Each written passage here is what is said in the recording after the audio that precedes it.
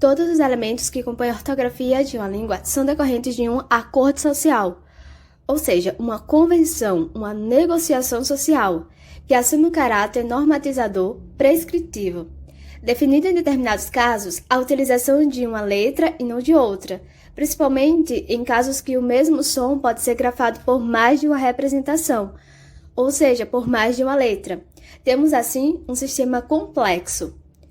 Dessa forma, a escrita de uma língua cumpre a função, além de padronizar, de homogeneizar, unificar e facilitar a comunicação entre os usuários da língua.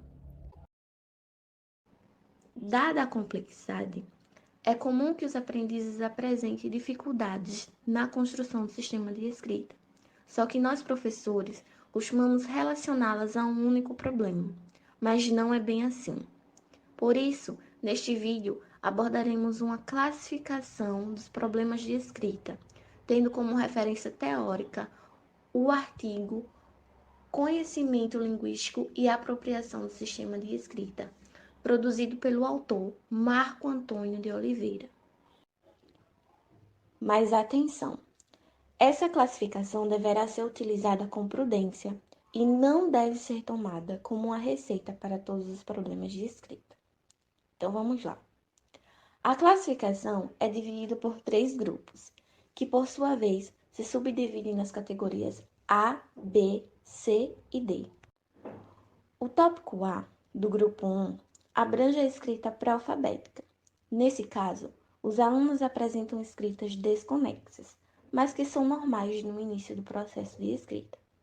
Isso ocorre porque o aprendiz ainda não diferencia entre a representação de grupos de sons, a escrita silábica, e a representação dos sons individuais, a escrita alfabética. O tópico B traz o conceito de escrita alfabética com correspondência trocada por semelhança de traçado. O nome é grande, mas o caso também é muito comum. Se dá a partir da confusão que muitos aprendizes fazem com a grafia de algumas letras, como N, N, P, Q, B e D. Mas isso não está relacionado a nenhum problema sério. Os alunos apenas devem aprender o traçado correto das letras. Ainda dentro do grupo 1, temos a subcategoria C, que apresenta a escrita alfabética com correspondência trocada pela mudança de sons. Esse é outro caso também comum, porque ocorre nas atividades de sala de aula, principalmente com o ditado. Isso se dá porque a prática de ouvir as palavras e fazer a repetição através de sussurros ensurdece os sons e, como consequência, há a troca das letras. Chegamos agora ao grupo 2, conhecido como G2. Esse grupo engloba os problemas motivados pelo desconhecimento dos aspectos grafofonêmicos da língua ou desconhecimento de forma dicionarizadas. Divide-se em 4 subcategorias.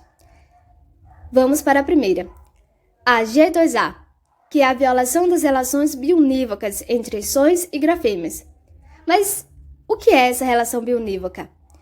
É quando uma determinada unidade sonora corresponde a uma certa unidade gráfica, e esta unidade gráfica só representa aquela unidade sonora. Esse tipo de erro está relacionado ao caso em que o aluno demonstra pouco desenvolvimento da capacidade fonológica. Dessa forma, o aluno escreve fava como mola ou ainda faca, tentando representar bola. Ele não consegue estabelecer as relações mínimas entre o som e a representação gráfica. Os problemas decorrentes dessa ordem são dificilmente encontrados nas produções textuais e o próprio autor nunca viu registro dessa ocorrência. Agora seguiremos para a subcategoria G2B, que é responsável pela violação das regras invariantes que controlam a representação dos sons. Tradução: caso de escrita que se baseia na pauta sonora que ao mesmo tempo são regidos por regras. São desvios cometidos devido à mudança de letra ou de grupos de letras que, para serem grafadas, depende da posição que ocuparem na composição da palavra. Por exemplo, a omissão da vogal U em contexto de GUE, que se lê GE, e QE, que se lê que. Outro exemplo é o uso do R, que assume sons diferentes. Temos o R com o som de Ra, Ré, Ri, Ró, Ru, Rão, e ele assume esse som quando usado entre vogais. Por exemplo, nas palavras arara, marisa e maravilhosa. E o som de Ra, Ré, Ri, Ró, Ru, Rão, quando nós encontramos o R entre uma consoante e uma vogal, como nas palavras genro, conrado, enredo e enrolar. A mesma coisa acontece com a letra S entre vogais, que assume o som de Z, como nas palavras mesa, mesada, crise, aviso e raposa. E o mesmo S com o som de C ou C cedilha nas palavras pretensão, mansão, ganso e farsa. Vamos para o grupo G2C, que é a violação da relação entre os sons e o grafema por interferência das características estruturais do dialeto do aprendiz. São casos envolvendo os falares regionais. Por exemplo, o dialeto de Belo Horizonte não é falado o som do L ao final da sílaba, normalmente, mas ocorre no dialeto sul do Brasil. Como se pode reparar na palavra sol, e a pessoa escreve sol com U ao final, porque simplesmente ao falar, o som do L não sai. Então, pode ser escrito com U, e daí, ao invés do substantivo, temos um verbo. Também, ao escrever a palavra bonito, já que a primeira sílaba, bo, é pronunciada da mesma forma que a primeira sílaba da palavra buraco. Então, a palavra bonito pode ser escrita com U por causa dessa diferença dialetal. Nesse caso, a ocorrência é corrigida à medida que vai aparecendo. Chegamos, por fim, no G2D, que é a violação das regras dicionarizadas. O aluno demonstra desconhecimento das regras dicionarizadas, adquiridas em grande maioria pelo processo da memorização, por exemplo, a realização da fricativa alveolar surda e das suas múltiplas representações, como S, C, C cedilha, Z, X e CH. Esse quadro ainda subdivide-se em dois tipos. Primeiro, temos as duas formas. O primeiro caso, que é quando as duas formas escritas existem, porém, assumem sentido diferente. A escrita em si não está incorreta, dependerá do contexto. Exemplo, a palavra cesta, temos cesta com C e cesta com S. Cesta com C indica um objeto para pôr coisas dentro. Já cesta com S representa um dia da semana. Agora, o outro tipo é quando apenas uma forma existe. A outra é um desvio, embora seja possível. Como quando alguém escreve jeito com G, ao invés de jeito com J, que é a escrita oficial.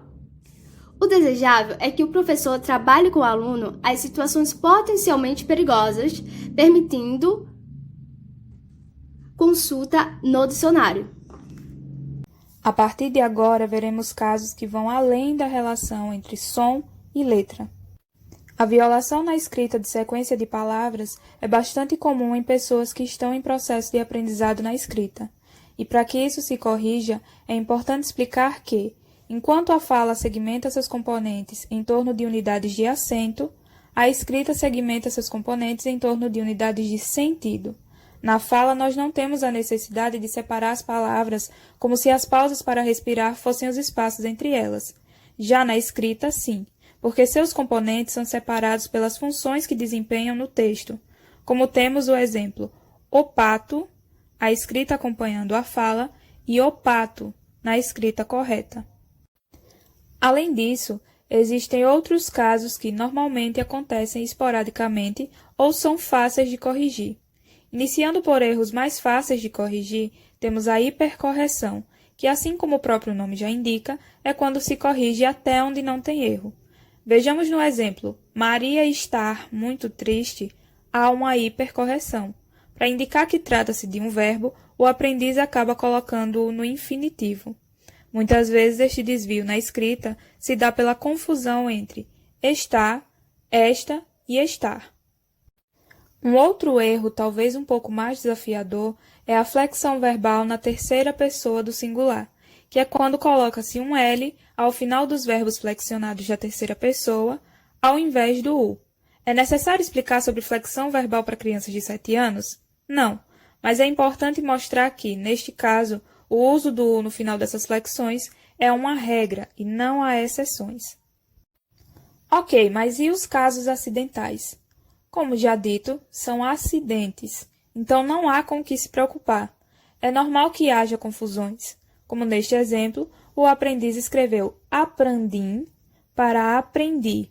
Ele sabe que os sons de A e S são diferentes e que na forma correta, no final, não existe som anasalado. É esperado, portanto, que o próprio aluno perceba o erro e que isso não se repita. Por isso, não é necessário se preocupar.